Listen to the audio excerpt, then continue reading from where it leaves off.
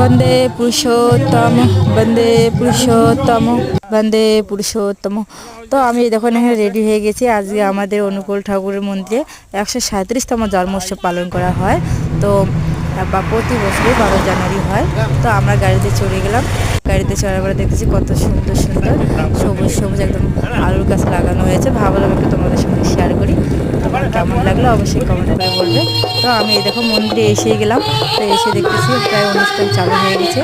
চালু হওয়ার পরে প্রথমে আমি এদিকে না দেখে মন্দিরে প্রবেশ করব। মন্দিরে প্রবেশ করার আগে দেখতেছি এটা কত সুন্দর করে সাজাচ্ছে মোটামুটি করে। তো ভেতরে ওখানে কাউকে রাখতে দেয়, বেশিক্ষণ থাকতে দেয় না। সবাই প্রণাম করতেছে আর চলে আসতেছে। আমি তো ভেতরে ঢুকেই বললাম।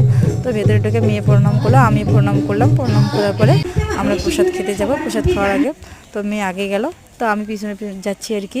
তো যাওয়ার পরে ওখানে প্রসাদ খাওয়ার ওখানে দেখি প্রায় অনেক অনেক ভিড় হয়ে আছে। তো এখানে খাওয়াই যাবে না। তারপর আমি গেলাম একটু রান্নার ঘরে যাই। রান্নার এখানে দেখতেছি কত সুন্দর সুন্দর শাকসবজি। তো এখানে খিচুড়ি হয় না, ডালিয়ে রান্না করা হয়। তো আমি ওখানে না বসে এখানে মেয়েকে নিয়ে আমি এখানে বসে পড়লাম।